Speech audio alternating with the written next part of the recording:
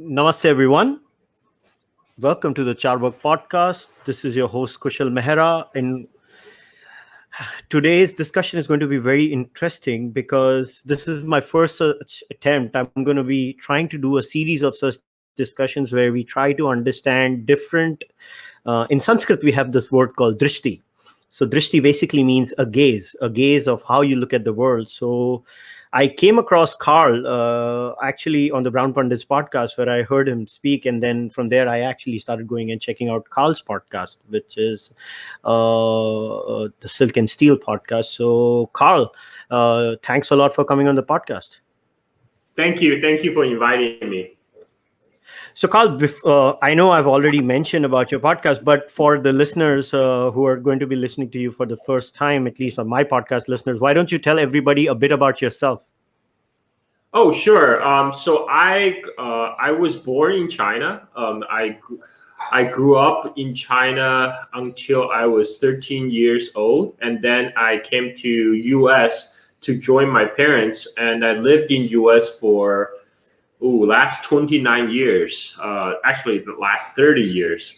And now I'm in Bali, Indonesia. And I run a podcast, as you mentioned, Silk and Steel podcast, primarily focused on China, everything China related, as well as, China's relation with neighboring countries. India is one of them. And I'm expecting that's why you brought me on the show to kind of talk about the Chinese perspective. Not only that, actually. So, what I wanted to understand from you is something broader. So, what happens is, when I decided to do these series of discussions, I actually wanted to talk about everybody's perspective. So, let me put it to you in my own way. Every culture Okay. has a gaze. Every culture has a unique perspective. Every culture has a unique history of how they look at the world. So that's why I used in Sanskrit, there is a word called drishti, or in English, we could call it the gaze. So there must be a definitive Chinese gaze, how the Chinese perceive the world. So what I wanted to do was I wanted not just to focus on India per se, although we can start with India and how China perceives India in its foreign policy decisions, or in terms of a general level. So there are multiple layers in every society, right? There is a generic societal layer, then there is a foreign policy layer where the politicians and the elites of the society look at each other. Sure. So how I wanted to divide this was we can start with the Chinese gaze when it comes to India. Then in part two, I wanted to get into the Chinese gaze in terms of their individual relations with the Asian continent itself. And then we look at the larger Anglosphere and the West. So let's start with the first one. So could you tell us, when it comes to the Chinese perspective, how does the Chinese society and the Chinese intelligentsia look at India? Okay. So before I start, I want to put out a disclaimer. I am speaking for myself, from my personal experience. Obviously, there's 1.4 billion Chinese people, and each one of them probably have a slightly different interpretation. So I can only give from my perspective through my life experience. And as I mentioned before, I was born and grew up in China. I grew up in China throughout 1980. So this was the time when when I first became aware of India as I was growing up in China. India is this other ancient Asian civilization, right? It has its history, civilizational history is just as long as China's, and that the both countries have gone through some hard times, gone through the period of colonialism, and that just recently, post World War II, emerged to become independent nations, and so there was a lot of similarities, and there were also, there's the cultural ties of Buddhism. My grandma is a devout Buddhist, and we all know that Buddhism came from India. There's a transmission transmission via the Silk Road that it came to China. So India in the Chinese imagination was this almost like this magical land where it has a lot of ancient wisdom. It's very old as China, and a lot of it's a land where a lot of the great religions originate, and also another factor is Bollywood, because even in 1980s, Bollywood was already famous in China. Like I think China started to import Indian films back in 1950s during the brief India-China honeymoon period, and then obviously after the relation turned sour, and plus China was in turmoil, cultural revolution, there was a stoppage. But by the time when I was growing up, this was post-cultural revolution. Like in 1980s, Indian films again are making inroad into China. So one of the famous Indian movie that everybody know back in 1980s was The Caravan. And I think people from that era in China, they all know how to hum the theme song from The Caravan. and, and that was, I think, like a 1970s Bollywood movie. And then, as my understanding, before I left China to United States, that India was on a similar developmental level as China, right? 1980s, both countries were considered third world in the developing world, and they're both countries are kind of trying to develop and catch up with a more developed world of the West. And that is kind of my understanding of India as a child growing up in China. And then when I came to United States, of course, I have more access to a little bit more information. And I actually, my best friend from high school, he's Tamil from Chennai. His family, he has a similar background as me. His family immigrated to United States when he was young.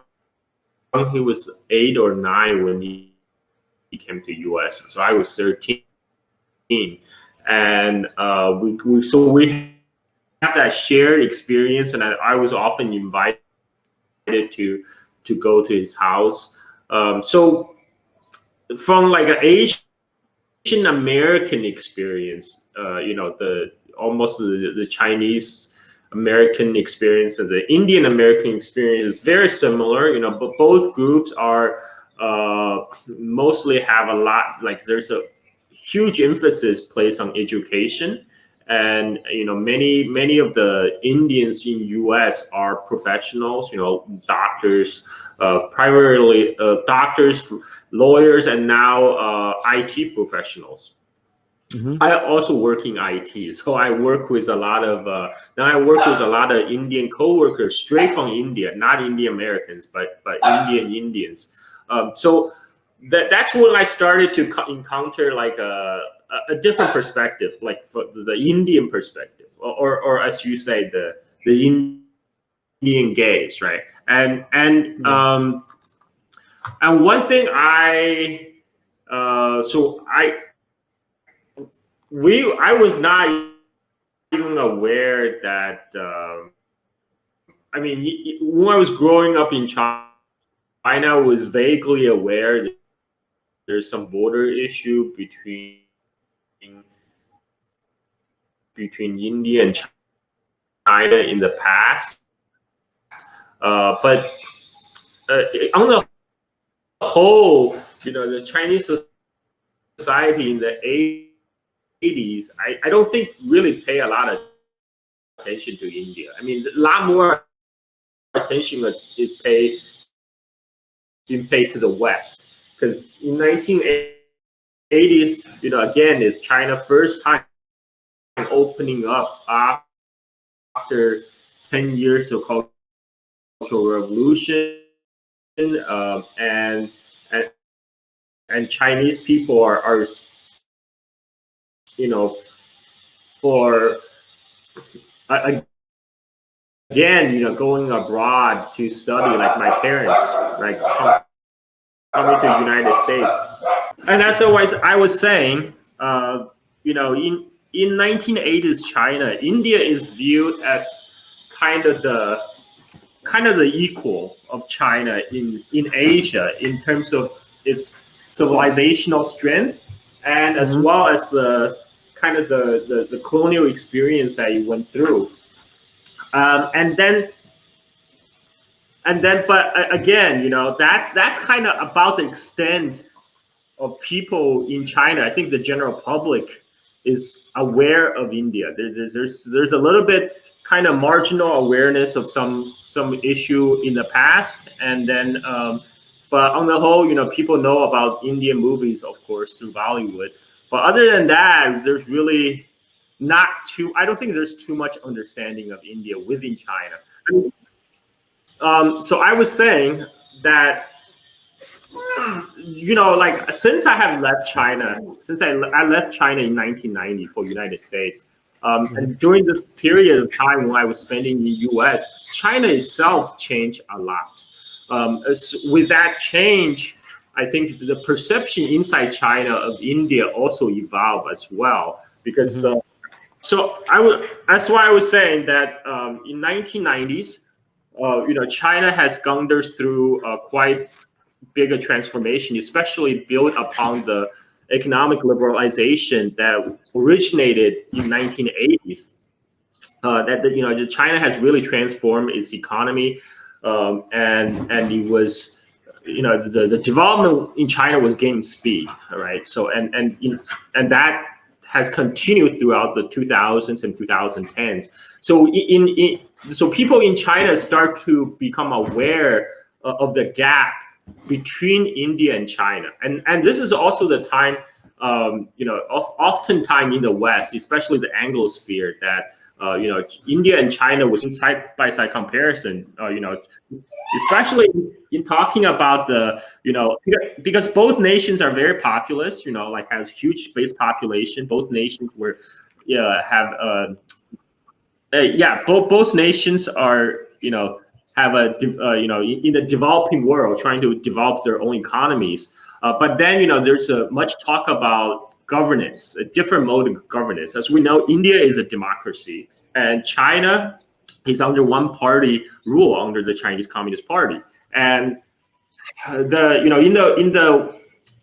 English media in the West, in the English language media, that India and China is often used to almost draw a moral lesson, right? They say, like, okay, both are developing, but some say, why is China developing faster than India? And then the counter argument is that, while China might be the hare versus the tortoise that was India, but eventually India has longer term potential, because India doesn't have to deal with the political transition, and then especially India already has a vibrant democracy, that it has basically political stability, right? And it doesn't have to worry so much about political unrest in case of political transition, like in former Soviet Union, because for a long time people kind of expect China would follow the steps of USSR,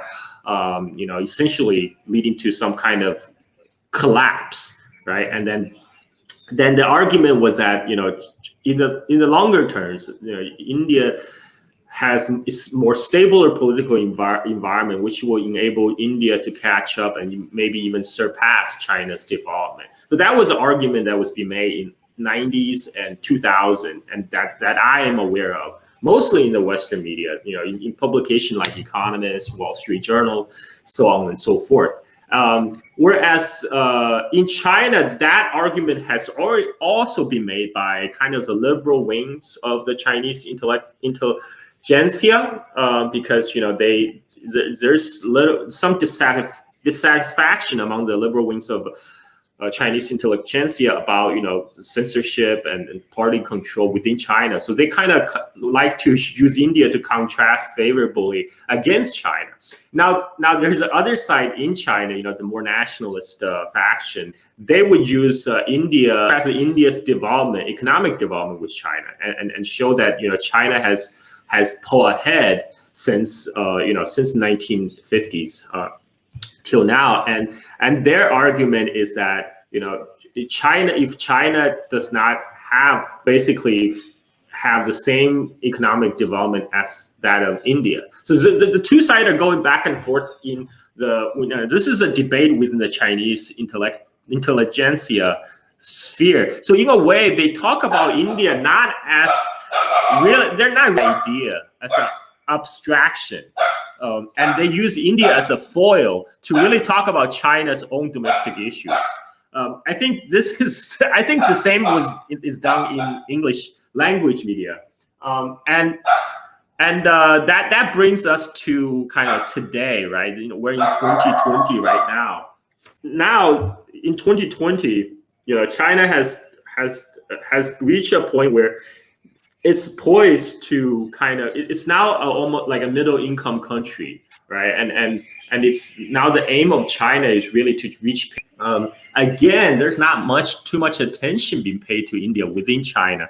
More attention is still being paid to the U.S., to European Union, and even Australia, right? Because these are the countries that the Chinese middle class aspire to be. They aspire to maybe live either like the people in those developed countries, or they themselves would like to migrate there and live there.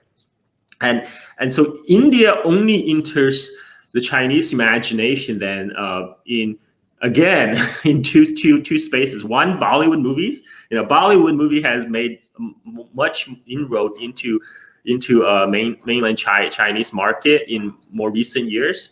They're still very, very popular inside China.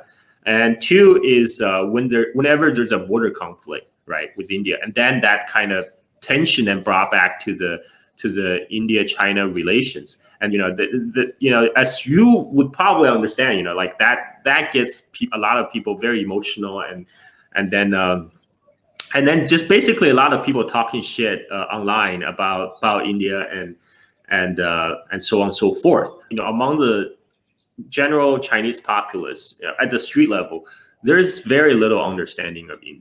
That's kind of how I see it. I mean, there are a lot of course, there's a lot of armchair generals online, who pontificate about bigger things like geopolitics, but really like that, as we understand, China.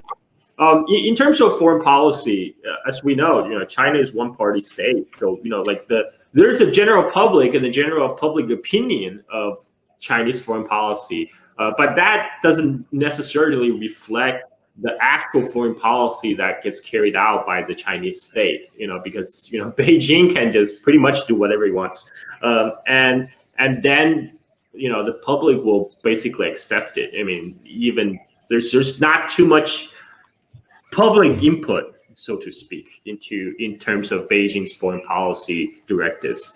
And in terms of foreign policy, China. This is where maybe we can talk about perceptions, because throughout the Cold War, the Chinese public has also been prepared and shaped by a lot of the Cold War rhetorics. In this case, in the aftermath of 1962 China-India war, right? So the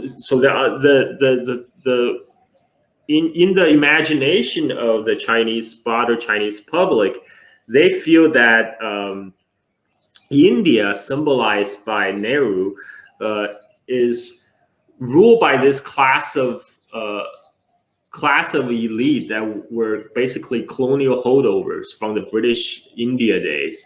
All these people from the British India bureaucracy that they just inherited this kind of the British colonial mentality, and they feel that's why Nehru was been very inflexible in dealing with China on the border issues. Now, we all know that, of course, Nehru tried to be very, very friendly with China in the early 50s. But you also have to understand that part is less known, so to speak, to the general Chinese public. What now, the general public, Chinese public's memory of this war, of this conflict with India, is heavily shaped by the 1962 war, right? So from their perspective, what they've been told by Chinese state media, etc., is that Nehru symbolizes kind of the colonial holdover from the British India days, and they harbor the same kind of the imperialistic expansionist design on China, particularly on Tibet, and then that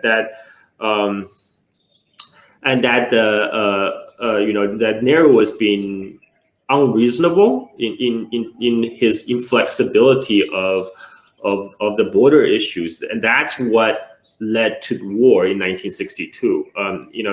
Because I'm sure a different story a different narrative has been shaped inside India itself. But I'm talking about in China, the public's perception that had been shaped is that India had been causing, the border tensions from 1959 after the Tibetan revolt up to 1962, the China-India War, and that Mao's authorization of 1962 war was basically like a punitive expedition, like kind of teaching India a lesson, so to speak, and then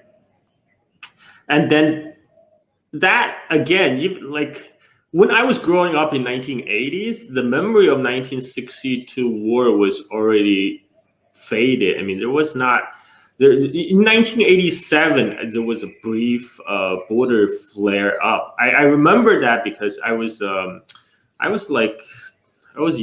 or 10 or 11 years old in a barber shop, and I remember there was a People's Liberation Army a soldier who came to get his haircut, and he was very excited about being posted to Tibet because he's talking about this new border tension between India and China, and he was very gung ho about possibly he will see some action. So that's how I knew as an 11-year-old about the India-China tension, and that's the first time I heard about the McMahon line and so on and so forth. But a lot of the information I had to look up later online when I was already in US. And in the 80s, there's not too much awareness of that seep into the consciousness of general Chinese public yet. I think to nowadays is quite a little bit different because, we're in 2020, people, the whole generation of internet generation has grown up, like a lot of people can get on the internet and search and find more information on it.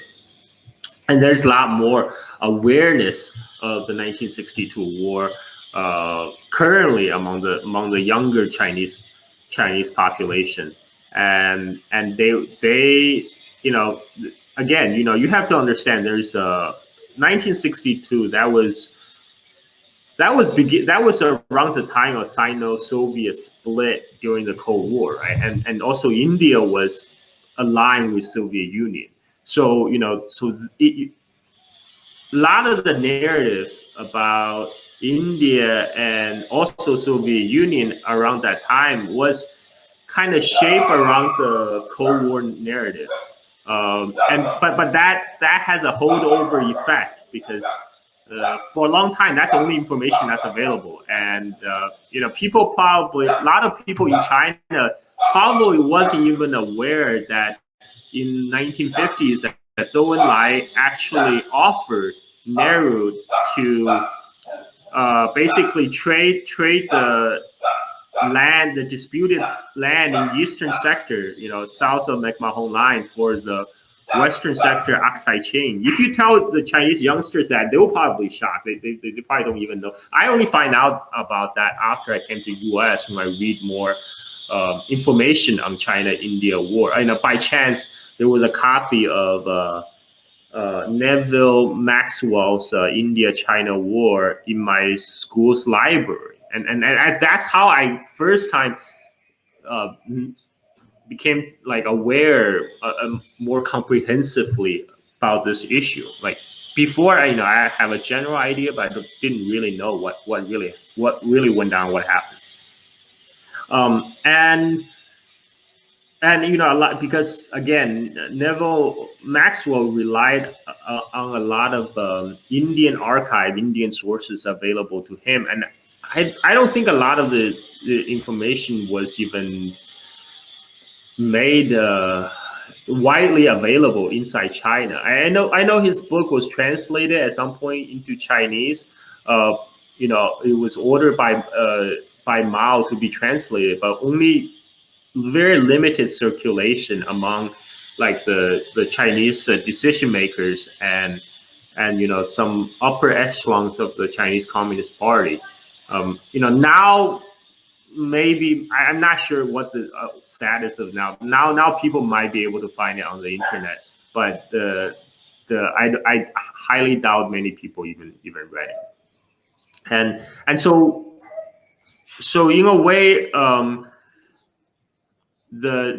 I think the India-China relation is not, at least from the Chinese public perspective, is not as heavily influenced by the memory of 1962 conflict, because many Chinese public, was that memory didn't really stick. In the Chinese consciousness, and then like in terms of India's domestic development, I think. Most Chinese publics are not very conversant on the different Indian political parties and the Indian political climate. Just as like maybe the Indian populace would not be very familiar with the domestic political issues in China either.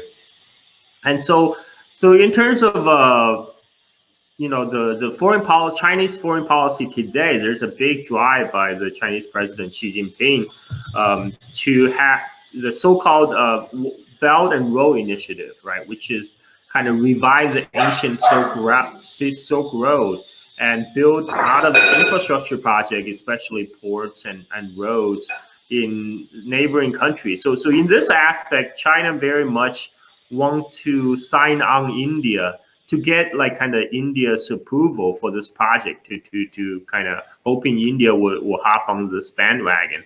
But India, as we know, is very reluctant. Maybe for good reasons, because within India there's always some apprehension about possible like the flooding of Chinese goods and Chinese capital into India and to erode Indian domestic industry, so on and so forth, and also on top of the strategic concerns, right? Just going back, I was actually so in 1998 when India first officially became a nuclear power. I was actually pretty shocked. I was in the United States already. I was attending university. I was I think third year student at Caltech, and I heard about the news. I wasn't surprised. India is a large, powerful country that he probably wants nuclear weapons. It's very understandable. But what I was really surprised about was then Indian Defense Minister Fernandez. His rationale for the nuclear test was the threat that China posed to India. That was a shock to me in 1998 to read about that, because I never considered that. I never thought that India would see China as a big threat. I understand there was always a beef between India and Pakistan, right? And then also I kind of vaguely aware, China was playing the power balancing game in the subcontinent by getting close with Pakistan and also other Indian neighbors like Bangladesh, Nepal, and Sri Lanka. I mean, kind of, contain India, if you will. I'm kind of vaguely aware of that, but I didn't. I was still surprised that it was articulated by Defense Minister of India, no less, about China as the existential threat to India, because I never thought that the two were engaged in kind of life and death struggle, right? I mean, this is sure there's some border tensions, but it didn't seem like this. It's not like any kind of like the ideological battle in the Cold War between like the Soviet camp and the Western camp. It was some border issue that didn't even seem like that important at the time. But now I come to understand, border issue very much defined the relationship between China and India, because as we understand, China and India did go through this brief honeymoon period of Hindi Chini bye bye, right? In 1950s, when Nehru, reached out basically to China, because Nehru wanted China to be part of the non-aligned movement, which Nehru was head of. And then so it really was a mystery why that kind of relationship broke down. And of course that relationship broke down because the revolt in Tibet, and also the 1962 border war, and then that kind of totally, there was a total 180-degree shift in the Chinese foreign policy towards the subcontinent, because before 1962, China and Pakistan has pretty hostile relations. Because Pakistan being a very anti-communist state, and then, but the relationship did a 180 after 1962 India-China war. Pakistan certainly reached out olive branch to China, and then the two sides quickly formalized the border, and then there was a building of the road, Karakoram Highway linking Xinjiang of China to Pakistan, and then that relationship quickly became cemented to be very close, and that was a response to the 1962 India-China war. And so that's kind of the long range aftermath of that border issue, and this spills over today, right now. Like ever since, China kind of played the kind of the like a balancing game, a power balancing game on subcontinent, trying to form close relations with all India's neighbors, right? Bangladesh, Nepal, Sri Lanka, Pakistan. And so it's, in a way, it's understandable that the India may feel boxed in, and that China was trying to contain its ambition. In the similar vein that China feels the United States is trying to contain China by working with all the Chinese neighbors in Southeast Asia and Northeast Asia.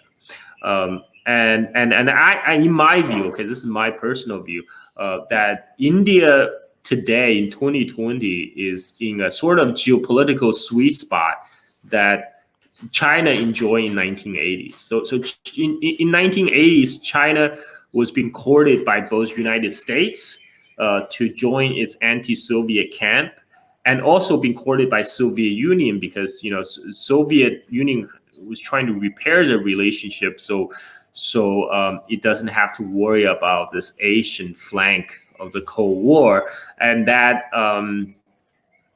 eventually, China was getting goodies from both sides. And I think India today is kind of analogous to China in 1980s, because now United States perceive China as a threat to its own hegemony in Asia, and United States is trying to form this alliance to contain China, and you very much want to sign India on board. That's the whole idea of the so-called Indo-Pacific and the Quad, right? The Quad, the so-called Quad of democracies. That's Japan, India, U.S., and Australia to contain China. But on the side of China, of course do not want to see that happen, and China also recognizes that India is its own great regional power. So it's trying to appeal, I think, to that side of the Indian foreign policy, that at least to have India at least to stay neutral between this U.S. China fight. And also China, in addition, China want India to be part of this Belt and Road Initiative for this economic integration that kind of with its center in China. And so that's why you see this kind of the Xi Jinping and Modi meeting in the last few years. I mean, I think there's a will sort of on both sides trying to normalize that relationship to a certain extent. But again, you know, China is very different from India in its political culture. I mean, China may have very different public opinions about India, but you know, but decision makers in Beijing, they don't have to take into account of public opinion as much as the case of India, because India is a democracy. It has. Anyway, so Carl, I actually wanted to get into the American question. So here's my question to you. Let us dig into the American relationship. Obviously, we've understood the Chinese perspective when it comes to India and how China looks at India, and in fact, how China perceives India and the overall narrative surrounding it. But my question to you was now about the Chinese gaze when it comes to not only America but to the Western world in general. So obviously, China, as you rightly mentioned, that when it comes to China trying to go further ahead economically and geopolitically, it looks at itself as competing with the West and especially with America. But my question was more on the cultural side, like when China goes about selling itself to the rest of the world. Like, I'll give you an example of America, right? So every culture has an essence, and when it comes to America, their essence seems to be freedom and equality, and we are the society that does ABC, and that's how we do it. We are a democracy, stuff like that. So what is the Chinese perception of American culture, American society, the way they do things, and how do they maneuver around that? That was my question. Okay, that's a big question, actually, because you know, like the Chinese perception of U.S. and the broader West also evolved over the years, right? I mean, I can talk about 1980s when I was growing up in China. This was a time when, you know, just right after the end of Cultural Revolution. So during the Cultural Revolution, the Chinese people have been told that, you know, the West is a terrible place, that, you know, people in the West are living, there's a Chinese phrase called 水深火热之中, like literally people are living in fire and water, right? And then like it's people are, like the working class of the West are being oppressed and having a hard time, and you know, this it's a deep, West is a deeply racist society. It oppresses its minority population. And then by 1980s, there was a 180 shift, because, you know, this was when, this come after Nixon visited China in 1972. And then, you know, the passing away of Mao and then ending of Cultural Revolution. So suddenly China finds itself with, you know, allying with U.S. and the Western camp, you know, against the Soviet Union in the late phase of the Cold War, and and now West became a place that's to be emulated. A lot of the Chinese people, especially college students and intelligentsia, they're being exposed to the life in the West for the first time. Whether it's through television, movies, or going abroad and visit. And what they realized was that in very sharp contrast to the propaganda that they had been fed in the past about U.S.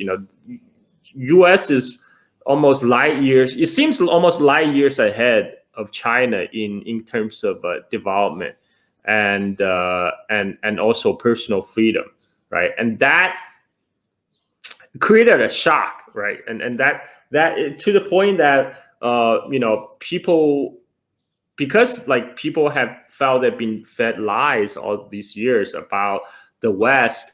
Now they just out in the 80s they have more trust actually in English language media, in BBC or Voice of America. Back then they both had broadcast into China. I remember my grandfather listening to VOA and BBC on radio, and they had more credibility than the Chinese state media. And then a lot of people kind of want to have that life. They want to have that both the economic prosperity of the West, and they also want to have more personal freedom that they feel the Westerners have. And eventually that led to 1989 Tiananmen Square protest, right? Which I was in China at the time as a 12, 13-year-old when that happened. And even after the crackdown of the protest, after June 4th, 1929, there's still kind of almost a blind trust of U.S. I mean, like you have to realize that the back in 1960s, 70s, America was painted almost as this evil place. And then when U.S. and China started to enjoy their honeymoon period in the 1980s, the narrative changed, even in the state media, because like now more emphasis was placed on the China-U.S. cooperation during World War II, right? How U.S. helped China against Japanese invasion in World War II, and I was in 1980s, right around the time, and there were movies and TV series all made about kind of the special relationship, and people believe that U.S. was a benign power. The U.S. is friends of the Chinese people. That started to change in the 1990s. The shift start gradually, but it started with the Pope. In the beginning, there was a post 1989 Western sanctions on China, and then when Bill Clinton became president of the United States, he gave the speech about he will no longer tolerate the butcher of Beijing, right? It's a famous speech. Of course, once he became president, his China policy is not that different from the previous president, and that has been a feature of U.S., right? Like what the would-be presidents say on their election tour is very different once they're in office. I mean, the U.S.-China relation has been pretty stable. I mean, even after 1989 Tiananmen protests, because right after 1989 Tiananmen protests, Bush Sr. actually sent a secret team to Beijing, headed by his national security advisor, Brent Snowcraft, about to basically assure Deng Xiaoping that this special relationship will continue, and he did. And then, but again, U.S. is like India; it's a democracy. There's opposing voices, right? There's always the opposing voices and people continually to express concerns about China's human rights record, so on and so forth, and that's why the Clinton made an election issue during his campaign, but I think a big shift happened around 2008. I mean, I lived in the United States for 30 years. The first half of my time in U.S., like back in 90s, even 2000, early 2000, China was seen like in Americans' imagination of China. China was still kind of either this place from 19th century during the colonial time, or as this place in like 1960s, in the Maoist era when everyone wears the Mao hat or Mao suit. I mean, like there's almost like a time lag perception in U.S. of what China, what the current situation in China was. And then 2008 Olympics that was held in Beijing and that was televised, into American homes everywhere.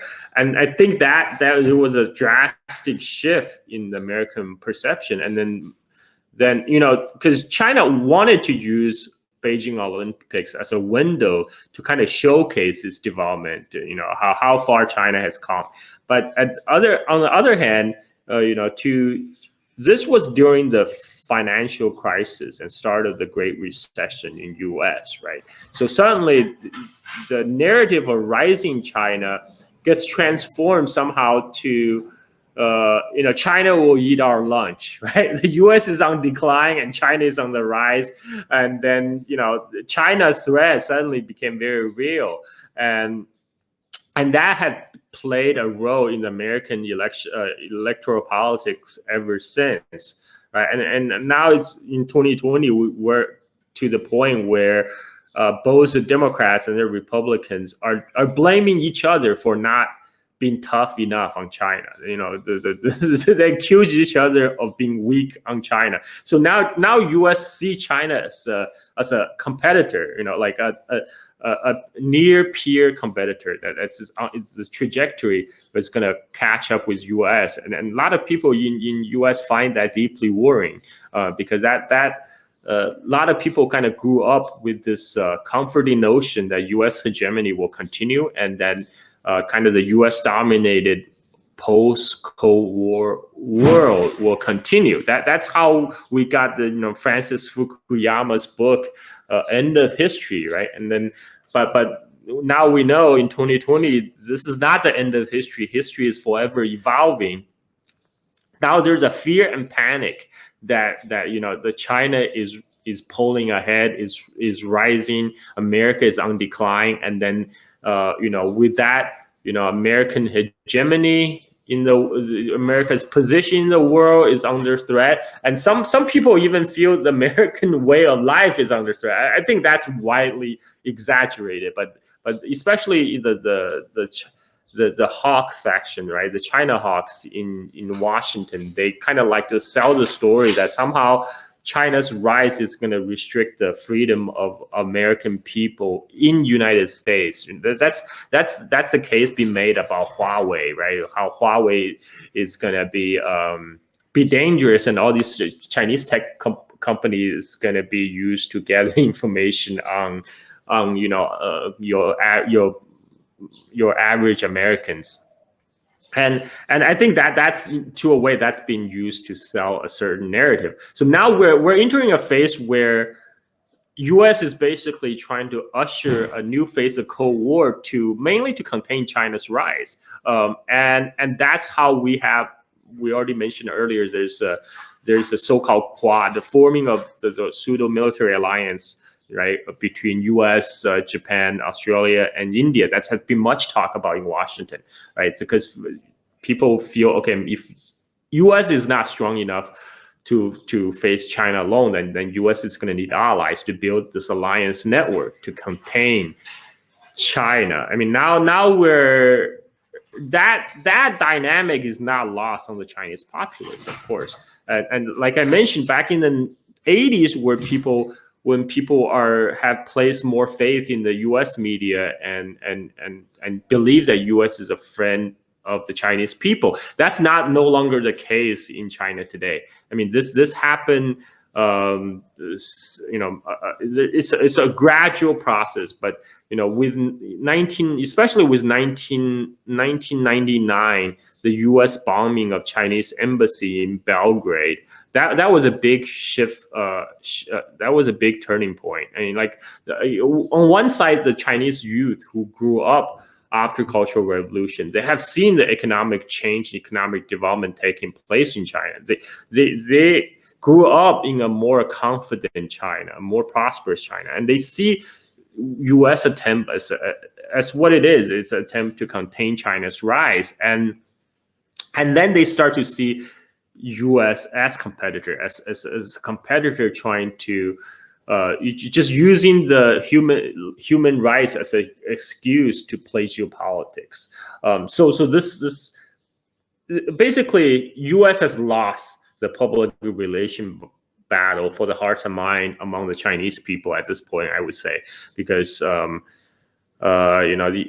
China today, CNN, as New York Times, Washington Journal, Wall Street Journals, Washington Post, etc., they don't enjoy sterling reputation like they used to, let's say, and they see, that's how the Chinese public sees U.S. today. They see U.S. is trying to contain China, but they see China's rise as just China taking its rightful place, because China had gone through this period of so-called century of humiliation, through this period of colonialism when it was beaten down by different foreign powers, mostly from the West, right? West plus Japan.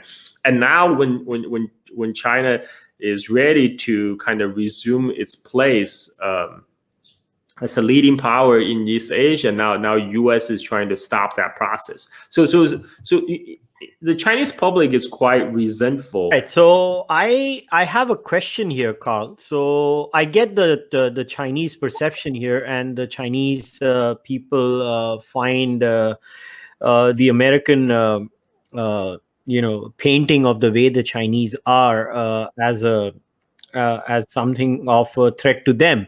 But here's so let me paint this picture. So obviously the world is not used to the idea of multiple poles of power, right? The world has basically been looking at a very steady way where at least since the last 100 years, the Anglosphere has been pretty much in control with the British. And then post World War II, you have had the rise of the American hegemony. And this is how people present this case, right? The world needs a policeman. And if there was a policeman, people say we would prefer a democratic America over a communist China. So when such kinds of accusations are made on China, what kind of a response is given from the Chinese end? And so what would be the Chinese rationale when somebody says, look, the rise of China comes with the rise of communism, it could be perceived as a threat in freedom of expression, etc., etc. So how do the Chinese take it, and what is the Chinese reply to that? Yeah, that's a very good question, because this is always posed as kind of a binary choice, right? You either accept the current arrangement with the U.S. as the head. It's not perfect, but again, people are living with it, right? With like unknown Chinese domination of the world, which bring a lot of fear, because we know China is a one-party state, and we have all these freedoms that we take for granted, that we don't know what's going to happen to them. But again, from the China's perspective, this is, I think that also it's kind of reflective of the worldview of U.S. because, in my opinion, U.S. it's very natural to assume that everybody have the same perception and the same drive. That because U.S. dominated the world, then the Chinese must do the same. From the Chinese perspective, what China has never even propose that they're going to dominate the world. What China prefer is a multipolar world, right? Where there's no overwhelming power of U.S. hegemon at the head, but where like it's a multipolar world where there's a different poles of power, whether it be Russia, China, U.S., and even India, right? Each have its own kind of regions, be a regional power. I mean, that's what China kind of want all along. China wants U.S. out of East Asia, right? Because China sees East Asia as this kind of China has been the preeminent power in East Asia for thousands of years until the Westerners come along to like the Opium War, right? Knock China off its high horses. China kind of want to return the world back to the pre-19th century, right? Where China was the preeminent power in East Asia. And to do that, China want to remove U.S. from the scene, from East Asia. But China doesn't really have a vision of kind of like the Pax Seneca, the way that the Pax Americana that the U.S. would like to impose on the world, right? To put American liberalism everywhere. That's one cornerstone of Chinese foreign policy has been the non-interference policy, right? Which means sovereign state should mind their own business, should not get into other states' business, and that's what China advocated all along. I mean, you can make an argument about how that's self-serving because U.S. is in terms of power dynamic, U.S. has much more power and also most often tend to interfere in other states' business, whereas China is not there yet. But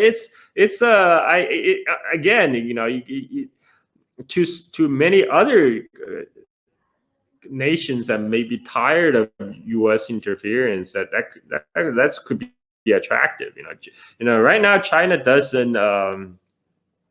In contrast to U.S., which often lecture other nations about human rights, about environment, or whatever more issue of the day, China's foreign policy since Cultural Revolution has not been ideological. It's rather pragmatic. It will deal with whoever legitimate government is. So from China's perspective, it is agnostic to who is ahead of India, right? Whether BJP or Congress Party, it doesn't matter. India is a giant neighbor that China will have to deal with. So whoever becomes ahead of India, China will have to deal with them. And then that what China offer, again, there's a non-interference policy is that, China will not interfere into your own domestic affairs. Each state mind its own business, right? So China doesn't want the West to poke their noses in China, whether it's about Tibet or Xinjiang or about Hong Kong. And China, in return, China doesn't really interfere with, say, electoral politics of other countries, right? And that is really the Chinese model, if you can call it that. China is not arguing for it to replace U.S. as a world policeman, right? In the Chinese formulation of the world is why there needs to be a single policeman of the world, right? I mean, that doesn't make sense. Why there could be multiple independent powers, poles of power, like European Union, Russia, China, India. I don't know how China will really feel about a more independent Japan, but but that is the idea. That is the idea that each state is sovereign, mind its own business, and there will be no coercion, right? Like the human rights will not be used as an excuse to clobber a state into submission. So that is, but China is not very good at kind of presenting its case. So mostly we hear in the English language media is kind of this fear propagated by many upholder of the U.S. hegemony, because people are making the case, U.S. hegemony may be bad, but Chinese hegemony will be even worse. You won't even have freedom to post online. But that I don't see that as a case, because right now much can be said about how China treats its own citizens.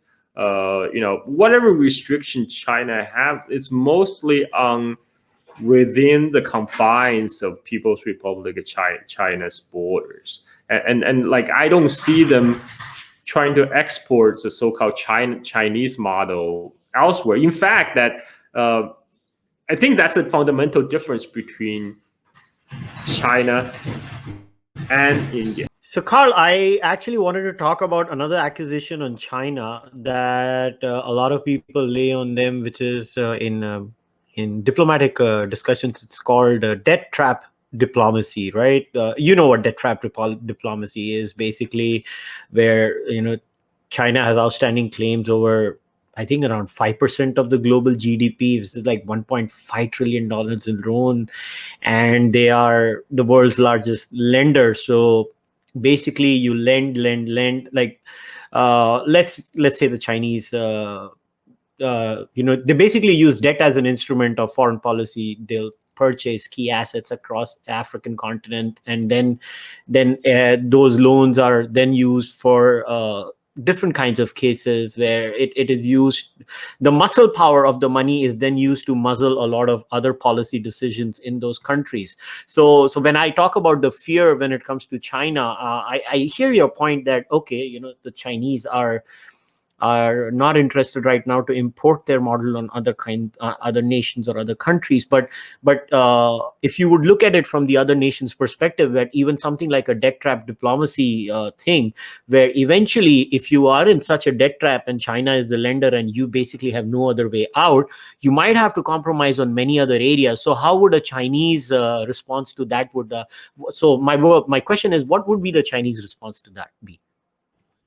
Yeah, that's a great question. I mean, this debt trap policy has been done to death in the English language media for the last couple of years. I mean, this is related to China's Belt and Road initiatives, right? Which basically involve like China pushing a lot of investment, especially in infrastructures in many developing countries in Africa, but as well as in Southeast Asia. And the example that most often being held up is this particular case in Sri Lanka, right? So basically, what happened was China has putting money to develop a port in Sri Lanka, but Sri Lanka had a change in government, and then they realized, okay, they're not going to be able to repay the loans, and so they renegotiate the deal, which basically allow in return for for like a loan payment, basically China gained a 99-year lease on that port, right? So this was kind of used as a primary example of how China use so-called debt diplomacy to gain asset in other countries. So I mean, so far that has been the only example. I mean, that's the case of Sri Lanka. So that case can be made. Sri Lanka was a exception rather than a rule, right? I mean, like, because China has this Belt and Road initiative is involved many countries across the world, from Africa to Latin America, and let me just talk about what was it in China to do this, to initiate Belt and Road initiative, right? And I mean, is it really just to use the debt as a trap to kind of bend country to their will? I mean, that's a lot of money we're talking about. I mean, like, what really drives China is because China has, at the point of its development, where it has excessive capacity, right? And like, for decades, China kind of gear its economy for like an export-oriented model to export to markets of developed world like Europe and the United States, primarily in North America. And what at the lesson of the great financial crisis in 2008 is that there's only so much Chinese products this market could absorb, right? But China already built up this excessive capacity. It needs to find outlets for these Chinese products. So this idea of Belt and Road Initiative was formed. That the idea is they will build infrastructures in other developing nations in Africa, Latin America, Southeast Asia, the rest of the global South, to speed up integration with the Chinese economy. It serves a couple purposes. It enable penetration of the Chinese capital, and it also offer an opportunity kind of to export this China's excessive capacity. As I mentioned, China has been building. It built some amazing infrastructure within China. But today, in 2020, I mean, there's only so many high-speed railways and roads you can build in China. It's to a point where finally China has been built out. But at this point, through the last decades of this massive building of infrastructure, China has built up a lot of companies, a lot of suppliers to kind of keep this economy going. And now that China has been built out, it looks for it's capitalism, right? This is just like capitalism 101. They need to export this excessive capacity. So how they do it is they take Chinese banks will finance say a road project in Africa, African nation, and the African government will take these loans, and then usually the loan will specify, the Chinese contractors will get the bid, and then the Chinese builders will come in. They will build the road with Chinese equipment. So in a lot of ways, this money gets recycled back into China, but also, the jobs, right?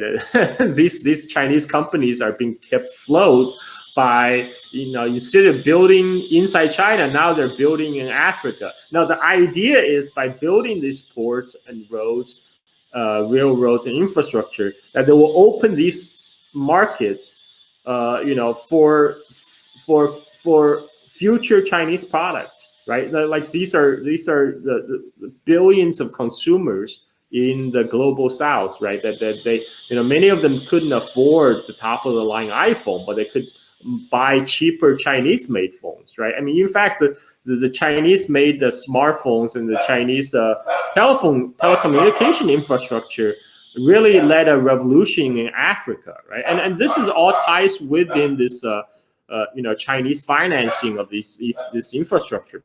Still, it's things that China hold close, like Taiwan issue, right? Which China consider a domestic issue. So yes, so if China is loaning you billions of dollars, China probably would expect these countries not to recognize Taiwan as a country, and they will probably not like if these countries invite, say, Dalai Lama to give a talk, right? So, but these are the issues that China care about. China care about issues that could potentially impact itself domestically, and you will use its diplomatic muscles, including its financial muscles, to make sure. China has done this not just in Africa, but in European nations as well. There was a case where Norway was invited Dalai Lama to give a talk, and then in response, China boycotted salmon imports from Norway for several years until basically Norway came around. And yes, I mean, this is really no different from how any other countries like United States, use diplomacy to serve its own interests. I mean, it's quite. I think it's still quite a stretch to say that they're trying to interfere in domestic policies the way that U.S. does, like say in Venezuela, right?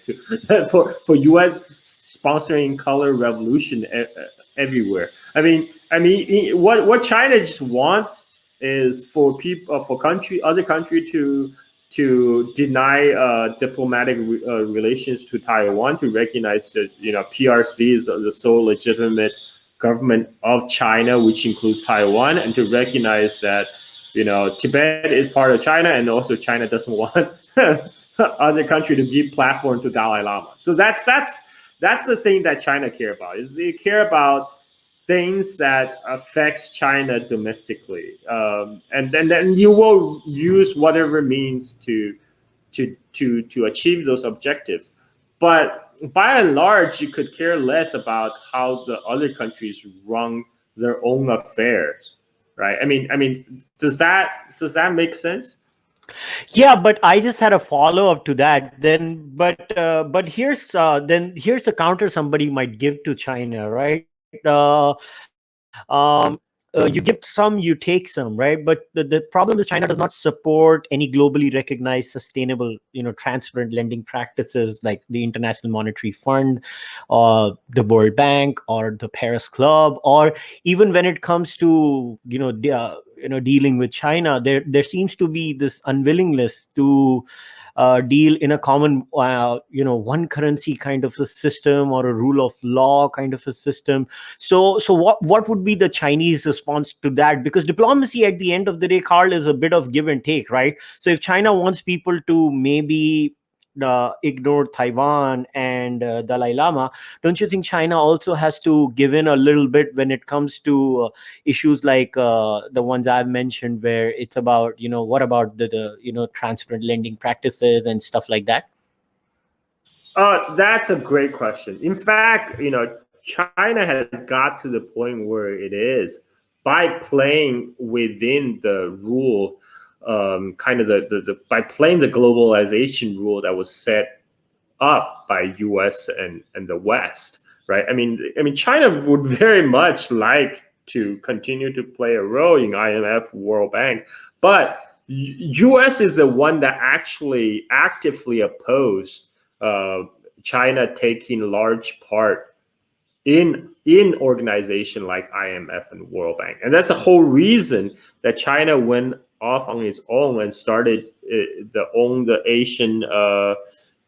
What is the AIIB, Asian Investment and I forgot what the acronym is for, Investment Development Bank. And that's why China started to propose a new financial system and arrangement between the BRICS countries, right? Between Brazil, Russia, India, China, and South Africa. And the reason, it's China is perfectly fine playing by the rule of international system. In fact, China got to where it is today by playing those post-Cold War rules. China was, China liked globalization because globalization benefited China. That's how China developed so rapidly. But now we're at the point where U.S. sees, U.S. is in a way is status quo power, right? Because U.S. enjoy its current position as a global hegemon, and U.S. sees China as a challenger, so it try to place limit on China. Like there was often talk about one U.S. Diplomat give a famous formulation about China needs to be a responsible shareholder, right? But right now in the current climate in 2020, China is actively limiting. U.S. is actually limiting China's participation in international system, and this goes beyond even financial system, but even the International Space Station. U.S. has denied China to take a part in the International Space Station, and that's why now China is building its own. It's building its own Chinese space station. But China also invited European Union and Russia to participate. And the only reason China is doing that is because U.S. is the one that actively lobbied against Chinese participation. So again, China would be fine with working with the confine of the current international system. That has worked for China in the past 30, 40 years. That's how China got where it is today, by opening up its economies, by participating in the latest round of globalization. But again, like that's I mean, like you say, diplomacy should be give and take, right? What China wants is basically its own place under the sun, right? Its own place at the table. But right now, U.S. is actively denying China that place, and that's where we're today. That's why we are entering a new phase of the Cold War right now. Right, Carl. So I guess you've been nice enough. I've taken a lot of your time. It is almost 1 hour and 22 minutes in the podcast. So I just wanted to ask you one last question. So and this is nothing to do with China or America or India in general. I actually wanted you to talk about your podcast a little more. So when did you start the podcast, and why did you start, and what are your next goals when it comes to the Silk and Steel podcast? So before we wrap things up, I actually wanted you to tell everyone about it. Okay, great. Thank you. So I originally got invited to appear on Radio Warner podcast, which is a podcast about wars and conflict. And that's something I'm interested in, but I was invited to give a talk about a particular episode in Chinese history about the Taiping Rebellion in 19th century, the largest and bloodiest civil war of 19th century.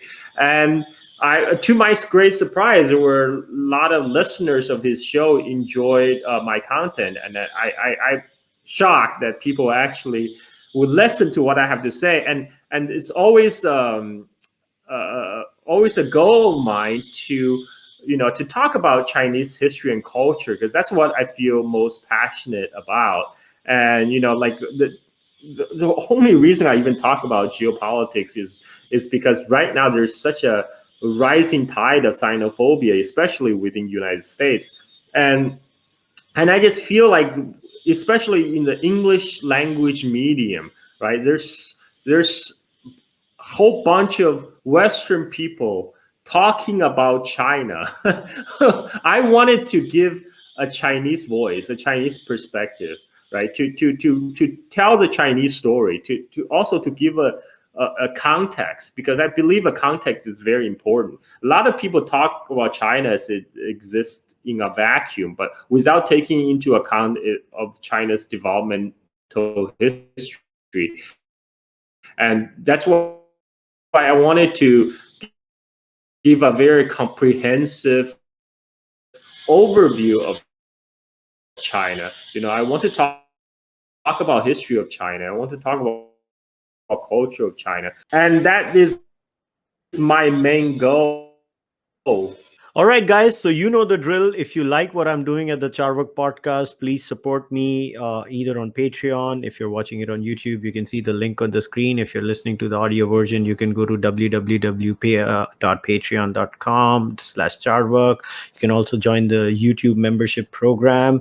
Once again, I apologize for the audio problems in this podcast. We were having slight internet difficulties. That's why we could not end the podcast properly. Unfortunately, Carl's internet kind of crashed. But Carl's an interesting guy. I would recommend all of you to go and check his podcast out. I'll leave all the details of Carl's podcast at the end of in the description of the podcast of the page, either on SoundCloud, wherever you guys check. You can just go on the description and check out Carl's podcast. And until then, I'll see you next time. Namaste. Take care. Goodbye.